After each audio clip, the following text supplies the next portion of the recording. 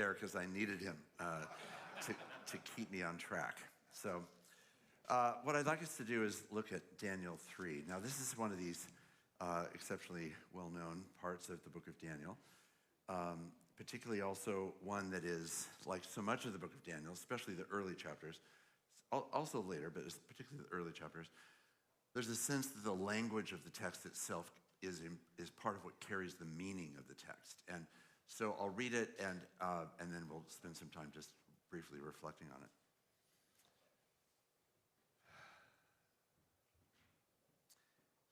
You remember that Nebuchadnezzar had a nightmare about a statue in chapter 2, and now he builds the nightmare.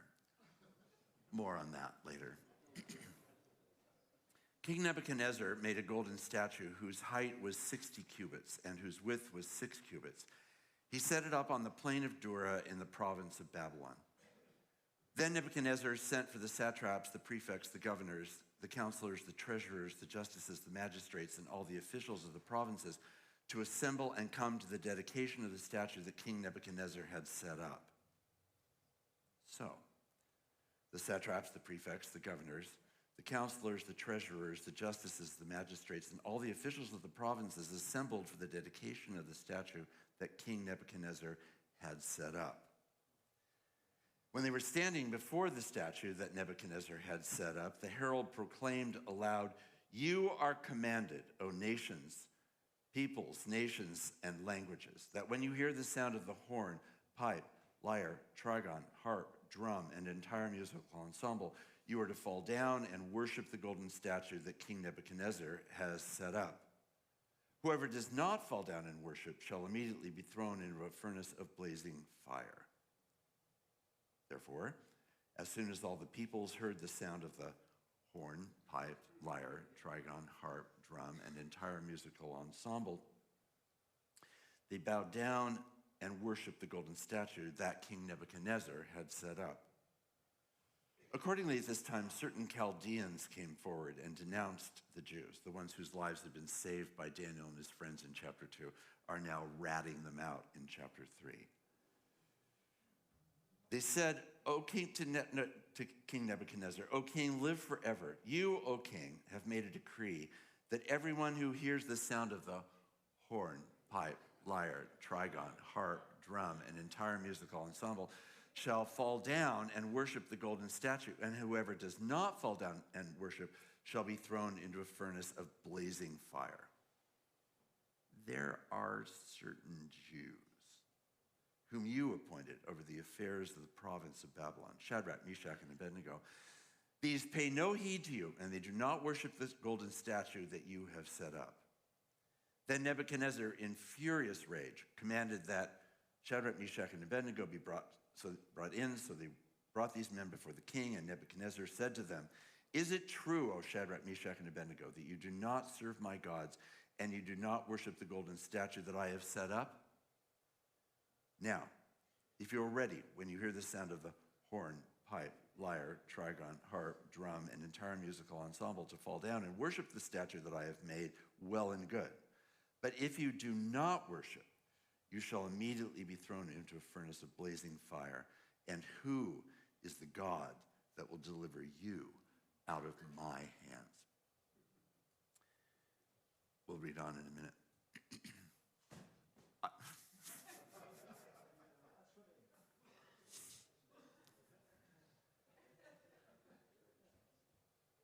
Idolatry always goes better with music. It's just so much easier with music. The better the accompaniment, the better the opportunity for idolatry to take its place. There is something about music, quite literally music, but also what I want to call a little bit more broadly, the mesmerizing rhythms that simply capture us.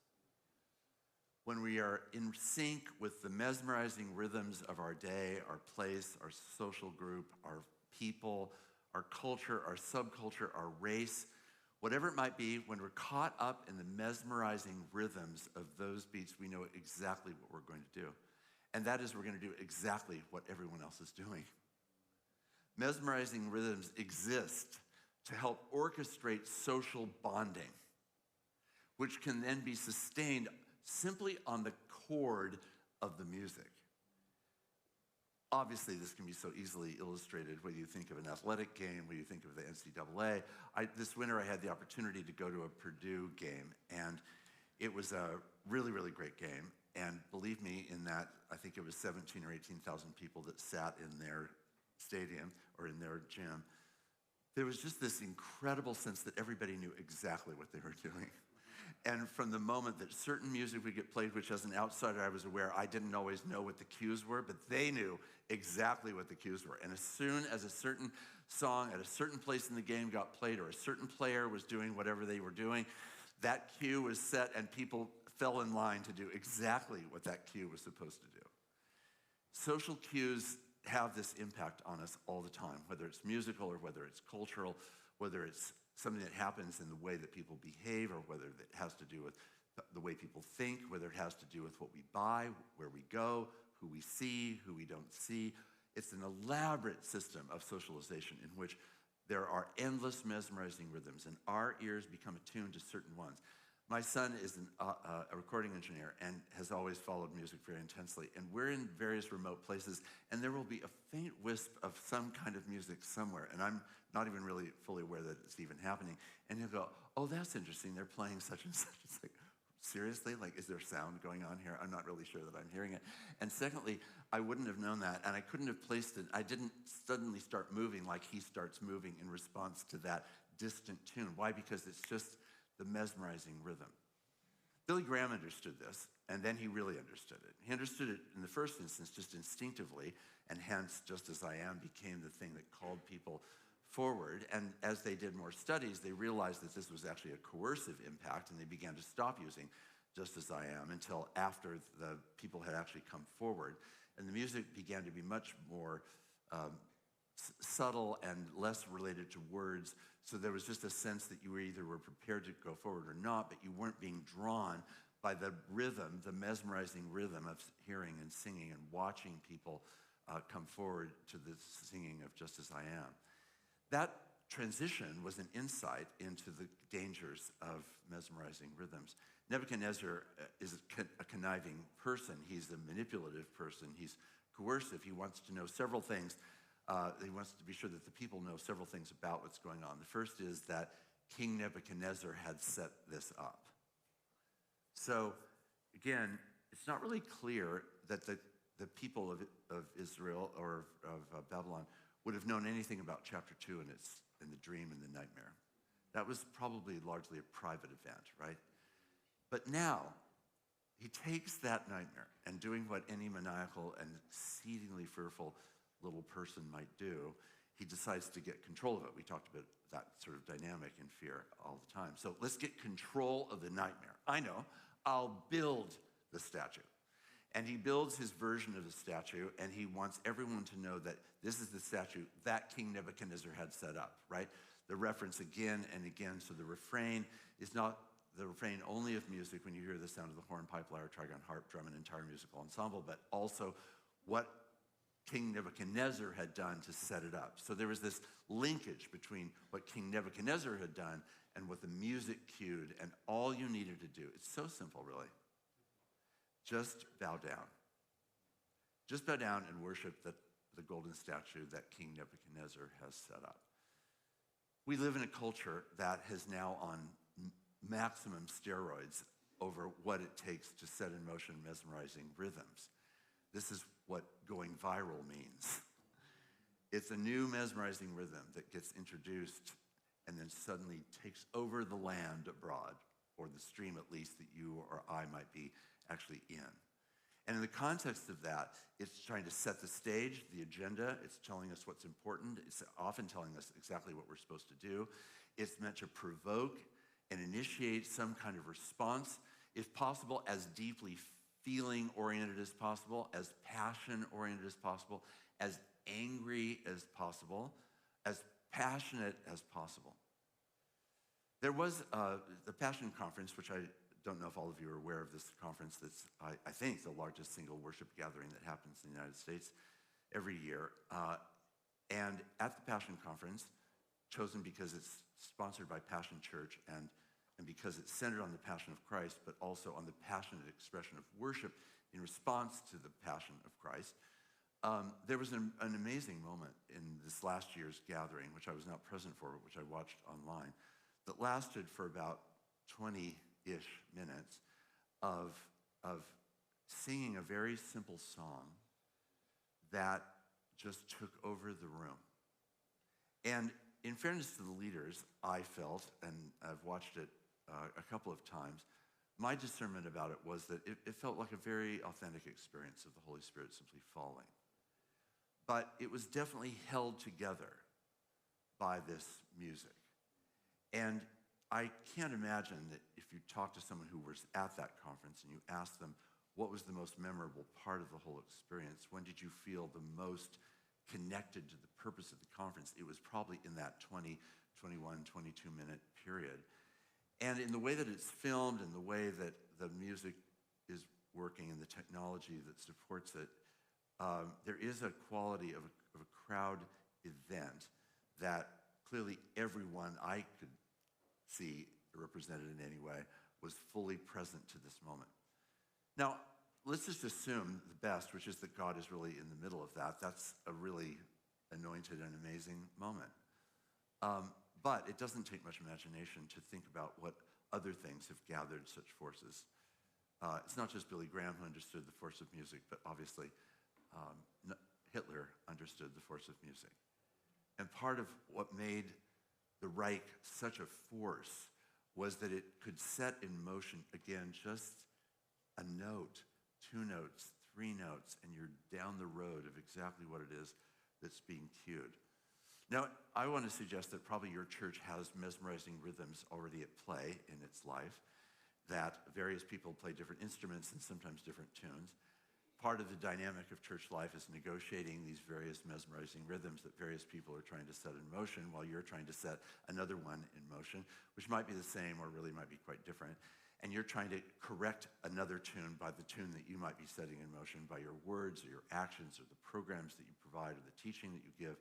And in the context of that, it's a tuning exercise. And the question is, to what are we really attuned? Who and what is really the driving center? Is it really ... So let's just turn, again, 2s, 3s. Talk a little bit about what are some of the mesmerizing rhythms that you think are at play in your church, either because it's the church or because they're simply people embedded in culture. What are the mesmerizing rhythms that are shaping the life of your congregation? Let's just turn and do that for 2 or 3 minutes. One in the back. Oh, there I am. Great, thanks. So what were some of the mesmerizing rhythms? Just shout it out from where you are. Mary does this so well, what would Mary do? Okay, here we go.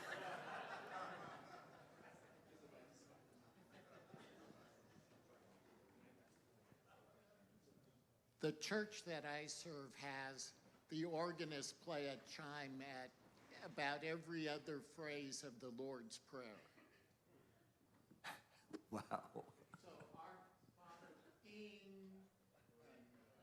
ding.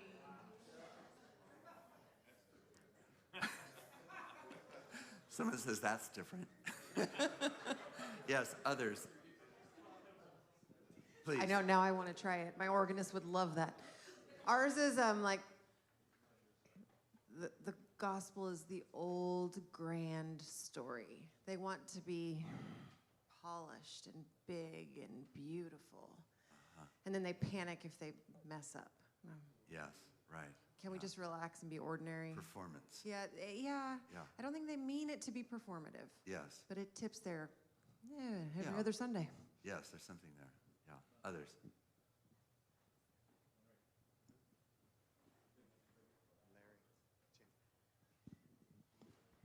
I was thinking about this, and what is so comforting and rhythmic in the service is you.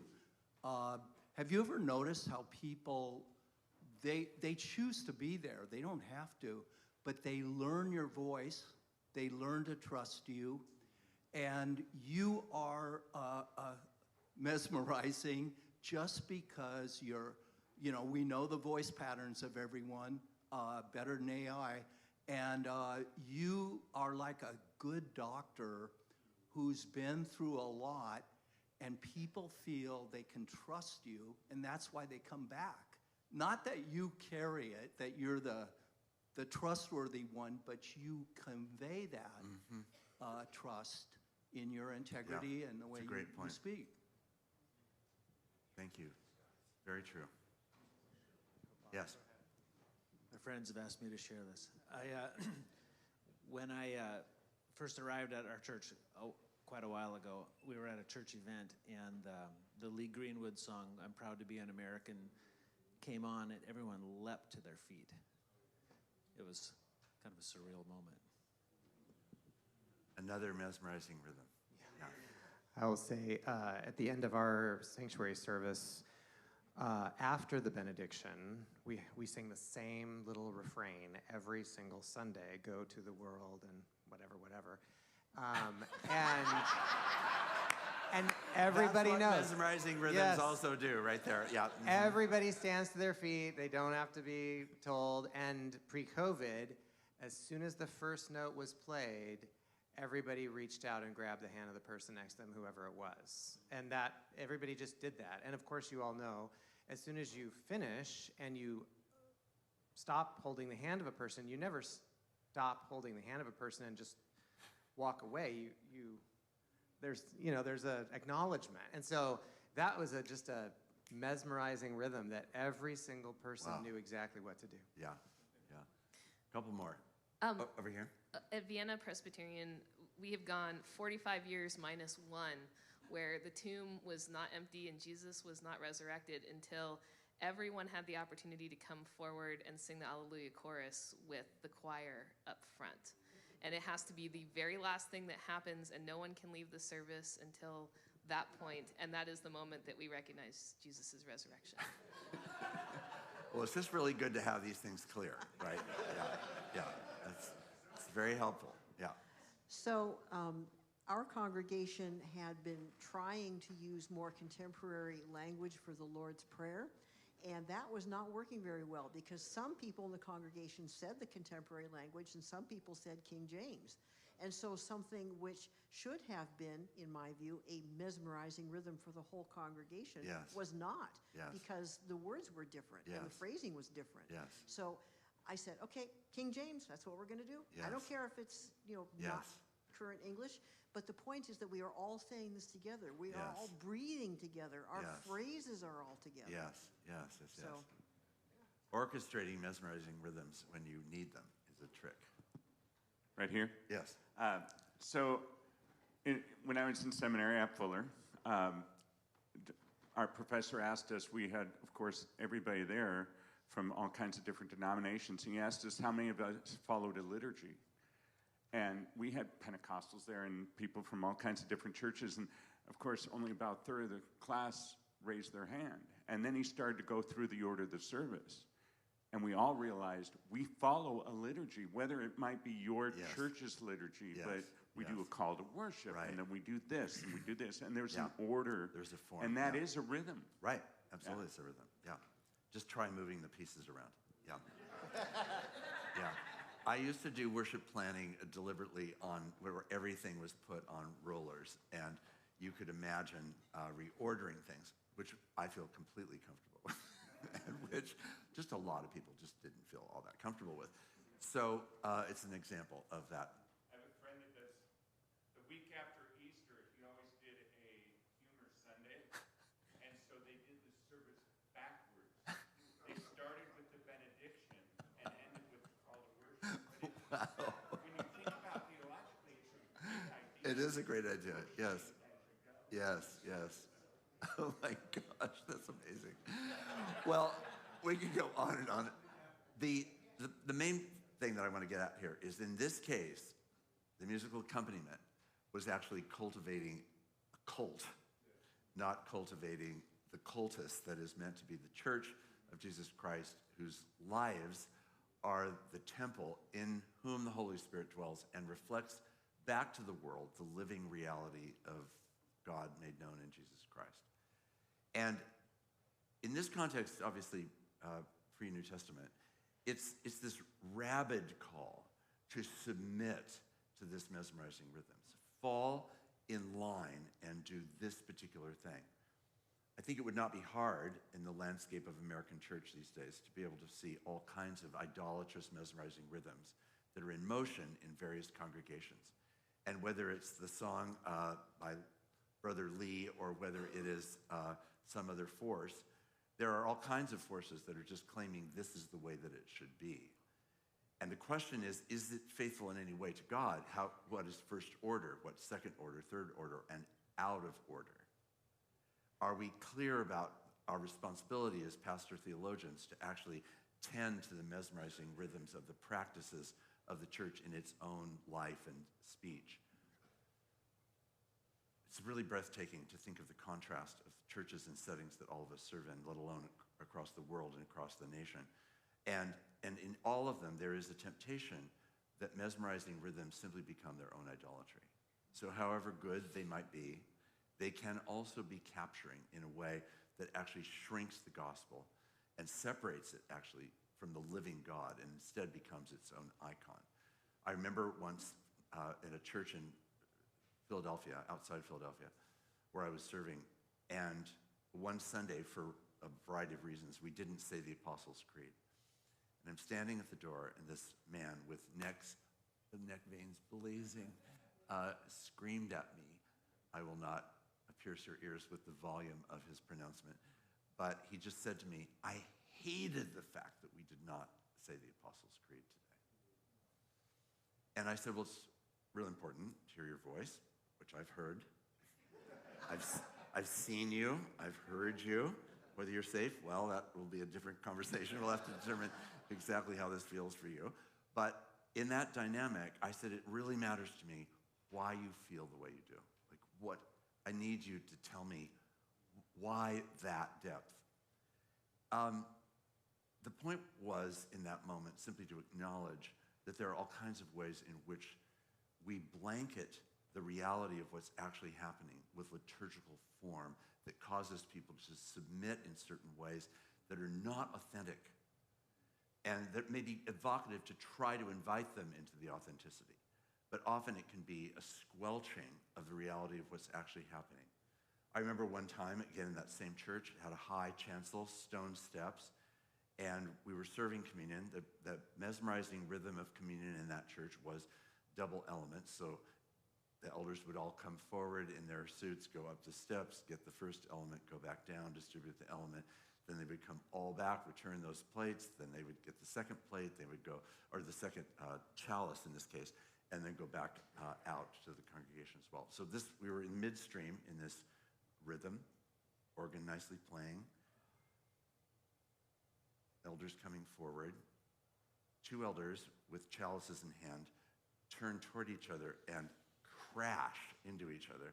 The chalices fall from their hands, and they slowly and very, very loudly roll down all 9 steps of the chancel. And they looked at each other, and I thought I saw not just social awkwardness, but like hatred pass between these two guys. So it happened after the service. I said, we happened to be alone, just the three of us, and I said, I might be wrong about this, but this is what I thought I observed in that moment. Nobody's bothered, really. We're grateful we're not Roman Catholics on this occasion because of the mess, but that's all fine, and we can clean all that up, and things happen, no big deal. But what I thought I saw was this hatred. Is that what I was seeing? The room was just completely silent for probably, I would say, at least a full minute. And then one of them finally said, it all started on September 18th, 1976. Now, here are two people who have been in the same church for all those intervening decades. This is now whatever that was. It was sometime in the early 90s. And since 1976, September 18th in particular, there was an event which had happened between these two guys that set them off in this intervening years, being on session, co-serving communion. They had hatred toward one another. Eventually out came the story, out came all the things that were behind the story and behind that story, and that really the undoing of these two men. And over time, in many months of meeting, because they finally realized that this was really unacceptable to themselves and probably unacceptable to God. And in any case, this is a mess, which shouldn't really be true, and it's not the mess on the steps, but it's really the mess of our hatred. And in that moment, I realized, I as a pastor could have stood behind just the liturgical moment and just decided, we're just going to be liturgical. Oops, sorry about the mess on the steps. But the question is, there was a deeper rhythm, which in that case had been an invisible rhythm to my eyes, that was the rhythm of hatred between them. And it had defined them for all these years, and their families had been in the same church. Their kids had grown up in the same context, but it was all about this kind of mesmerizing containment of rage and anger toward each other. When all that got sorted out, which it eventually did, and where amazing really grace came in that circle. But it was an example to me of realizing, oh my gosh, how many more times have I missed those moments where the mesmerizing rhythms that are controlling me, that are saying, don't ask the next question, don't step that close, don't stick your finger in the light socket, who knows what's going to happen. Instead, I could have just played it politely. That time I didn't. And I tried in that to learn how not to play it politely as much as I'm tempting to do. How do I actually unmask this? What happens in this story, as you know, is that the great theological high point is not the fact that they're saved from the furnace. The theological high point is that when Nebuchadnezzar breathes down their throat and says, "And who is the God who will deliver you from my hands?" they are simply able to say, "Oh, Nebuchadnezzar, you silly little man. Our God could deliver us. Our God might not deliver us. We have no need to give you a defense in this matter." Completely unhooked from the mesmerizing power of anger, the mesmerizing power of fear, the mesmerizing sense of domination, of coercion, that you just need to fall in line, your existence is in jeopardy. Even who is the God that could deliver you from my hands? It is going to go badly for you if you do not bow down and worship. So the question that it raises for us is, where are we in our process of learning to live an unhooked life? If we're living as exiles, there are 1,000 ways being offered to us constantly to hide out in little pockets of safety, which is itself a legitimate need, but to do so in a way that actually also allows us to be free, to be present, to move toward instead of away. And the whole thing of, are we unhooked? Who are the people? What are the voices? I've told you about the man in the back corner on the right. But there's other kinds of people, other sorts of circumstances. There's other habits within the life of the church that you have to think, am I prepared to some way try to steer that in a different direction? Am I prepared to confront it if it actually feels as though it needs to be confronted? Am I willing to actually name the thing that seems to be the problem at the core of this or that or the other exercise? Especially not just around these kind of churchy things about life that we've just been talking about, but really also when we think about where are we on the grander scale of the mesmerizing rhythms in a culture of anger, for example? Where do we place ourselves amongst that mesmerizing rhythm, which is saying, be outraged? Where are we when it comes to our capacity to do something that our culture does not like doing, which is to forgive? What happens when we decide that we're just going to forgive? When other people are saying, no, we do not forgive, whether we might feel that demand ourselves, or we don't want to be taken advantage of, or we're not prepared to actually relinquish or lay down our power or allow someone else's voice to actually be a part of this and not be captive to our own voices, but instead to the voices of the people that are in the community that we might be leading. And what are the forces that are pressing on them to conform in their workplace or in their neighborhood or in their family? How do you raise children in a culture that is really fundamentally different than any of the cultures in which we were raised? How do you do that with children or with grandchildren? How do you hear the mesmerizing rhythms that are gradually capturing them?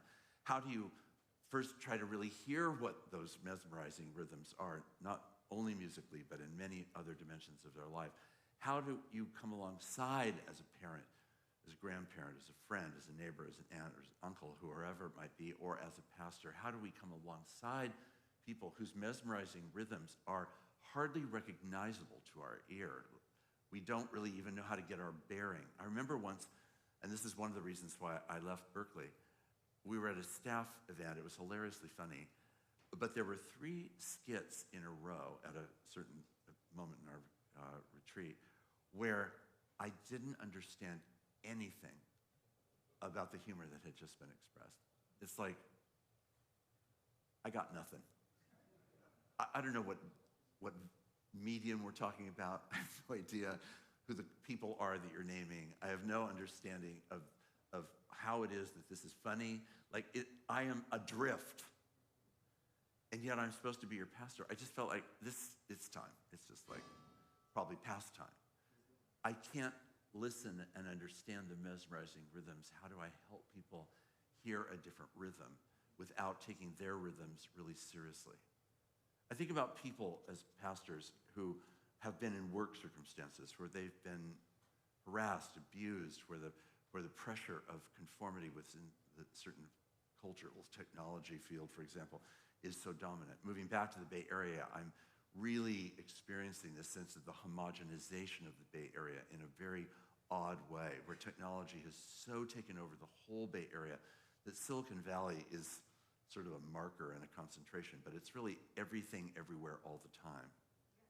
And in the context of that, it's very homogenizing. For the people inside the industry, it feels creative if you're on that side of the business.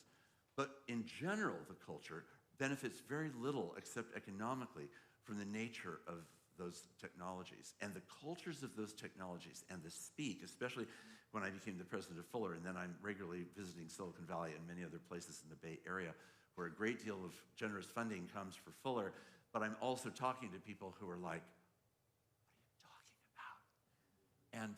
And how could that possibly have any understanding that would actually be a constructive good for the greater culture? It was so homogenizing. And the diversity of what it means to be human. The question is not just being raised by AI, but by the presence of technology in this pervasive way that's raising new questions about what it even means to be human. We are in a cultural moment where humanness is itself, to some degree, at risk. This is not as it's spoken as a Luddite who's pushing the panic button and thinking it's all going up in smoke. I'm just saying there are real things at risk in the world that we're living in which technology is principally defining what conformity means, and it needs to be a person who's going to sign on for that particular conformity, regardless of your age, your gender, your ethnicity, your level of education. It all presumes a certain technological functioning, which is now, of course, notoriously dividing culture even more critically and significantly. Who, in that middle of all that, actually speaks up for humanity, for a person, for human nature, for what it means to live a whole human life, to be in a community of co-workers who are not just heads on sticks who are doing particular programming, but people who are actually fully embodied human beings. And what does it mean for the people of God to actually live that kind of peculiar life in the middle of a technological universe or any other kind of domain where people might find themselves? Every place has its rhythms. Every workplace is a rhythm. Every neighborhood is a rhythm. Every school is a rhythm. It all has these inbuilt mesmerizing patterns. And some of them, not all, but some of them are not all that far off from demanding total control. Shadrach, Meshach, and Abednego just are unhooked. Not my game, not my story, not my song. We're not going to bow down. That's just not even anything on the horizon. Of course we're not going to do that. We might live, we might die. Either way, we're not going to bow down. Really clear about the greater and the lesser danger. How good are we at distinguishing the greater from the lesser danger? The greater danger for them was absolutely idolatry. The lesser danger was the fire. and Nebuchadnezzar's rage? Can we live making those distinctions? As a session, we sometimes decided that we would have, and this was in place most of the time that I was in Berkeley, we're going to have different levels of conversation, and each item on the agenda is going to be given a certain level. Is this a first order priority? Not meaning just strategically, but meaning is it of first importance? Or is it really a second or third or fourth tier? Let's be sure that we only save our most passionate arguments for the first order things. Let's not have the most passionate arguments for the lesser things. That changed the temperature of our culture as a session. There was one year where it happened without any orchestration that almost every single person who was made an elder that year was actually an immigrant. And after 2 or 3 months, I was aware that I wasn't hearing their voices as much as I was hoping we would hear their voices on the session. So I had a little meeting with them and said, it's so great to have you in this role, but I really want to welcome your voices. It's so important that we're really hearing from you. And you've been pretty quiet as a group. So is there something in the meeting dynamic that might really break that rhythm? And we quickly got to what is a very common observation, which is that in a lot of white dominant culture contexts, people who are immigrants may or may not feel that they can speak into a group because it's a pile-on effort where everybody basically steps on the comments of the person who's spoken just before them. And so I said, so if we change that dynamic by having a pause in between any speaker, allowing everybody to listen to the person who had just spoken, and then to have a fresh shot at actually getting the attention of the moderator, to be able to have a chance to hear from more voices. So the board, the trustees, the elders, sorry, I have to keep moving my language around. The elders, the session had to have a conversation about this, and we decided that we would institute a 10-second break between comments. And that we would simply receive whatever was said, and then we would just sit for, not just a count or two, but like really taking in what's said. And then the board is cleared, people would start happening. Sure enough, all these people began to enter their comments. All of a sudden, the character of the session conversations was really changed, and that was sustained for a couple of years.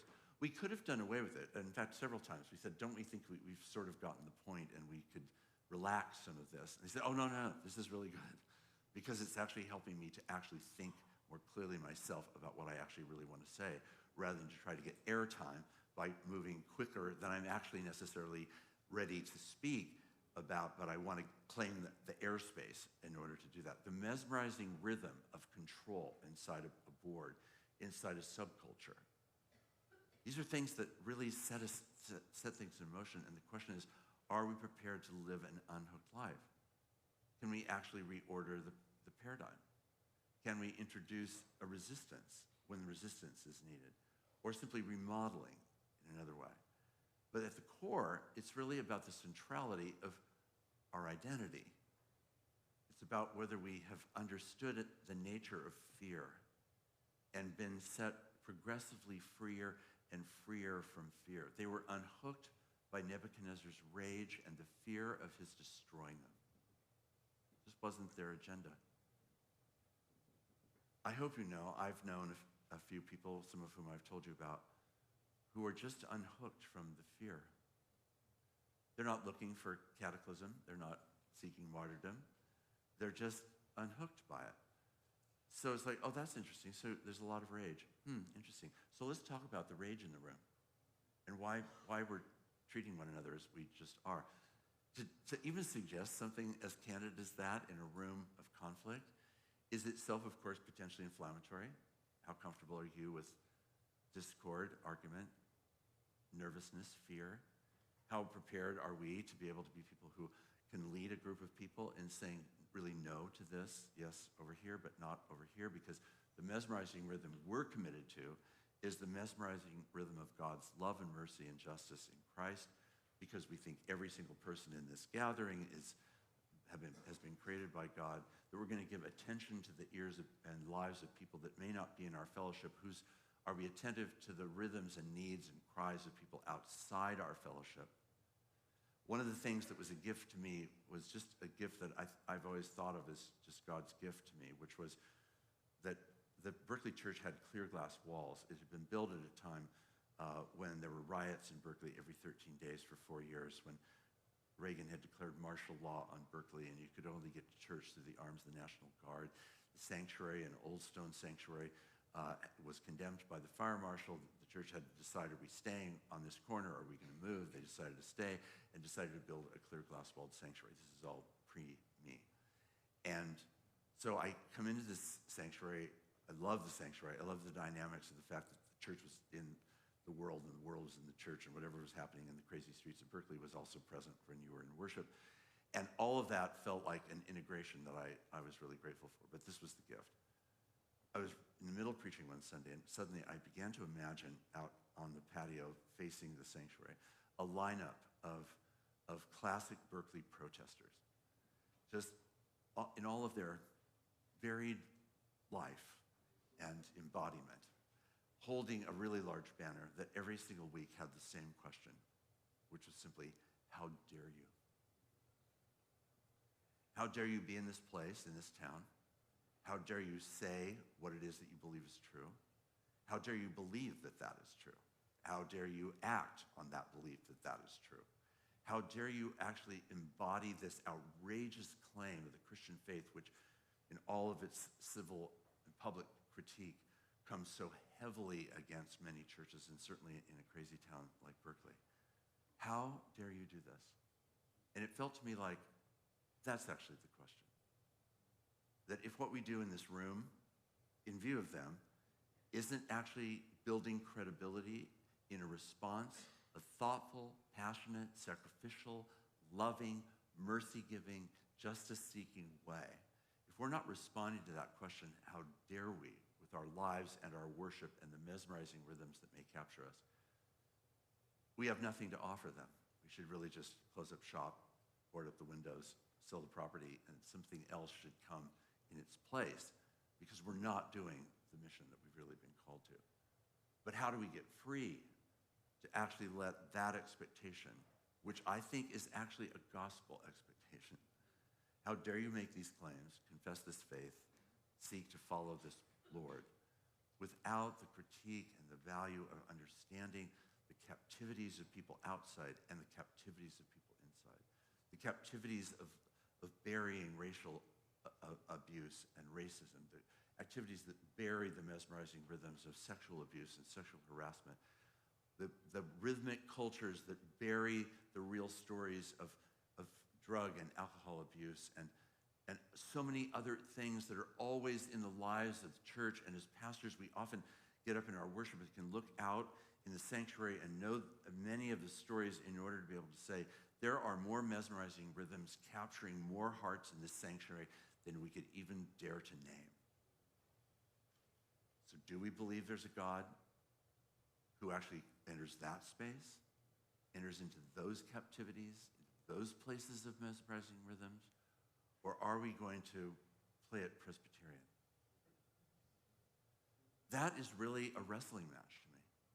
And the church needs to exercise courage and faithfulness and risk and compassion and mercy and love.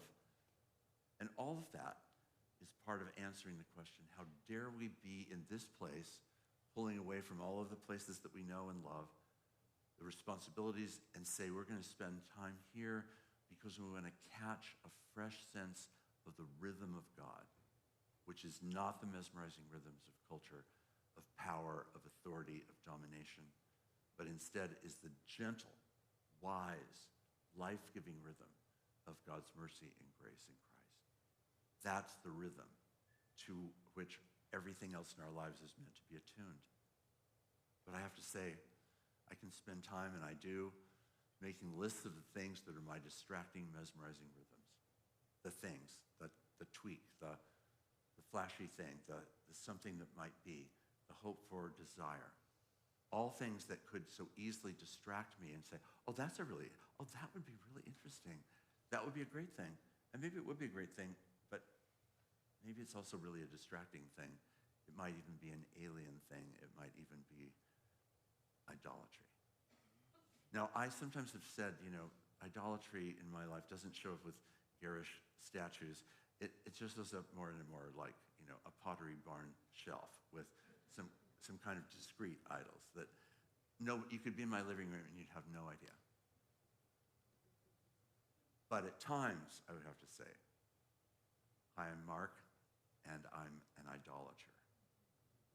And I have sometimes bowed the knee before things and people far less than the reality of the God that I worship. And when I read a text like this, it is an invitation again into the depths of a fully surrendered and unhooked life. That's a totally different place from which to live and face danger, to do the hard work, to lay down our lives, to give them away, to do so not because we're heroes, but because we're simply trying to respond to a Lord who has done the same thing. Lord, we come to the end of our time before we go to lunch and just acknowledge to you that idolatry is alive and well in the world. Power and money and wealth and control, domination, superiority, elitism, self-absorption, self-desire, narcissism. Oh God, so many things capture our imaginations and our emotions and our relationships. So many fears distort our ability to just sort out the greater from the lesser danger.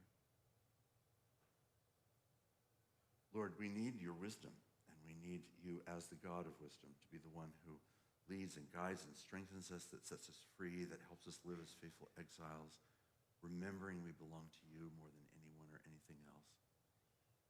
Remembering that though rage may be in our faces, or great danger, anxiety, fear may feel it as though it is completely overtaking us, that you, oh God, are the one who wants us to be free. To be in the midst of that very world with all of its realities, and to know we're not alone, that we have an allegiance that exceeds any other expectation or demand, and that you have us. You just have us. In the fire or not in the fire, you have us. May we live out that reality and teach others to be free